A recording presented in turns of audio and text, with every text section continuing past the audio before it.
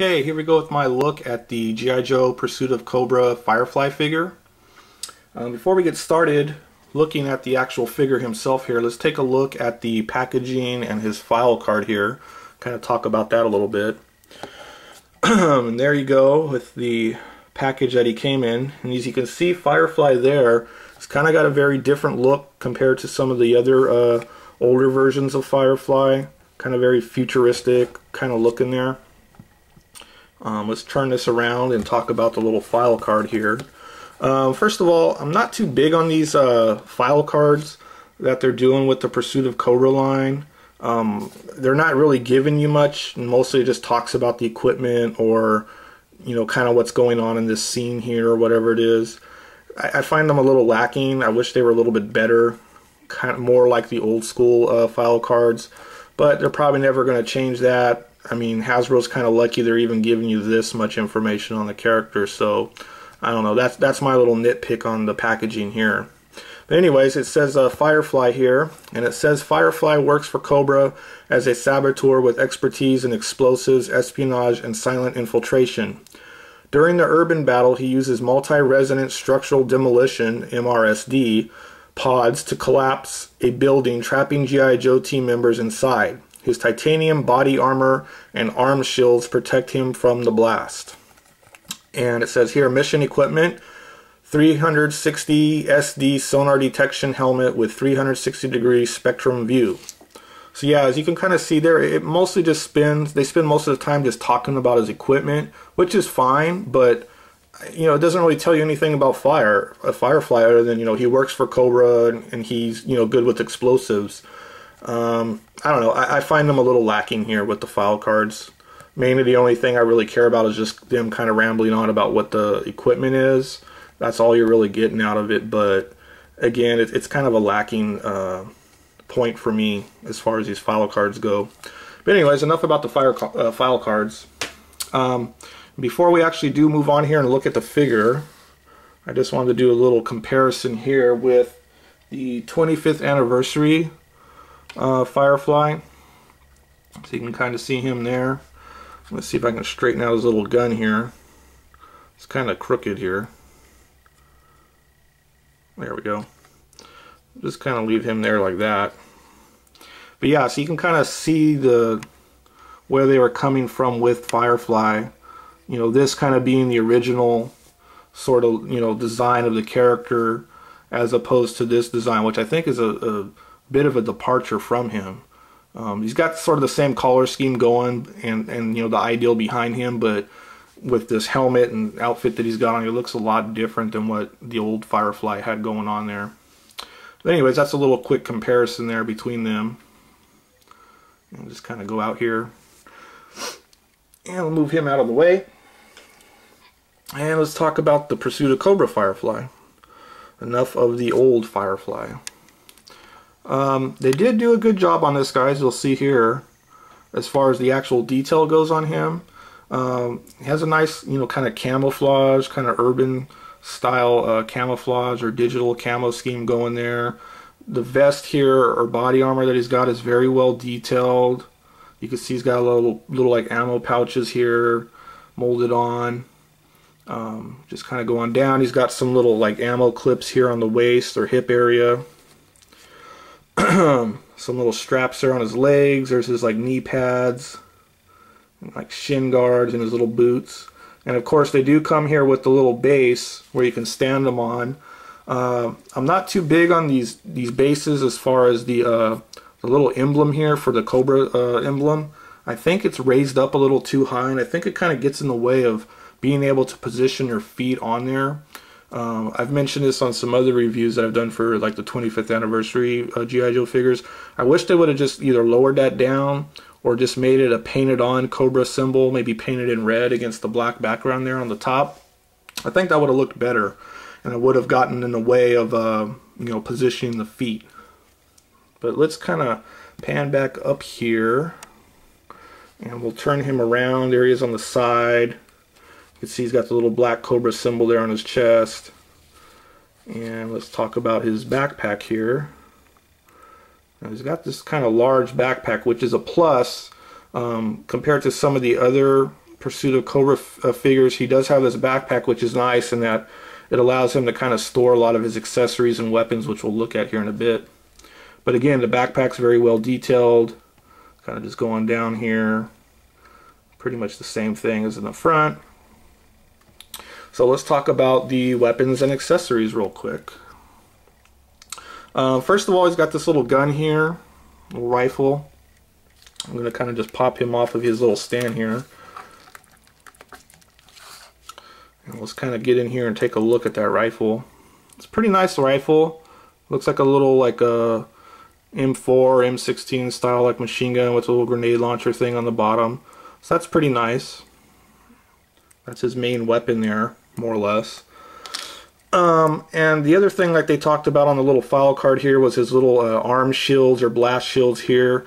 I think these are kind of ridiculous because, you know, realistically speaking, I don't see a little piece of armor here on your forearms is going to protect you much from a blast. And supposedly he's got this titanium suit, but yeah, you know, I think it's a little ridiculous. And these just, as you can see, they're kind of just clip on there to his wrists, so you can take those off. If you do take them off, like so, I actually think he kind of looks a little better without them in a way. But yeah, you can store those here. Now I'm going to go ahead and just remove his backpack.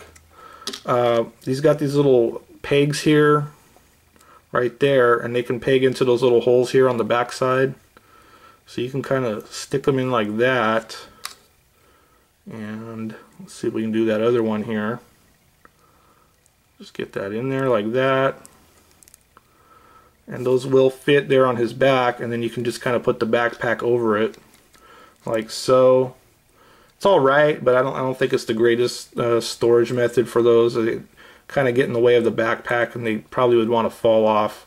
They're barely holding on in there, so not too crazy about those. And speaking of his backpack, let's just kind of move everything out of the way here. There's his backpack, and you can see here he's got those two little pods or explosive pods that they were talking about on the file card. I guess they're kind of like landmines or something like that. But they do attach onto the backpack, and you just kind of pop them off there. There's like a little post there for them, and there's a little hole here for them to attach, and that's them there. And there's two of them, one on either side. So both of them are removable. You can just pop them off. So yeah, you can just set those on the ground, you know, like he's setting his little explosives. Now the backpack itself is kind of cool in that it actually opens up, and it's a little flap right here. You just kind of pull it open. There's some little like posts here that kind of peg in and secure that in there like that. And it's just a little soft kind of rubber, flexible rubber thing there. And this guy actually comes with an extra head, a different head sculpt here, which is kind of more of that traditional style Firefly head, or at least it's supposed to be his head without his little visor helmet thing on. So you can change the heads, and we'll do that here in a bit. But he also has two other little weapons, and they're two little handguns that can store inside the backpack. And that's what the backpack looks like there. It's just, you know, a hollow tube basically. But there's his little gun there, and he's got another one which is identical. So he's got two of those little identical handguns, and you can put one in each hand if you want. So I think it's kind of nice that they gave him this backpack to allow him to store his weapons. And like I was saying, you can take this head off here, and basically you just pull this off till it pops off. Let's get that off like that, and it's just a little ball joint, and then you just put this guy back on here like so, and there you go. Now you got him there, kind of the more traditional looking beachhead there, or at least his head without the visor. And there's his head there. You can see it's kind of long.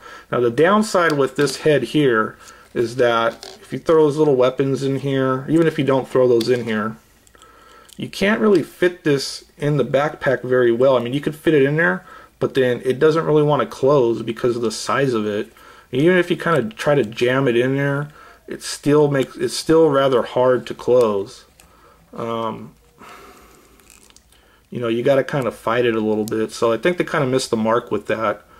It just doesn't fit in there as well. Obviously the smaller head will fit in there without much of a problem.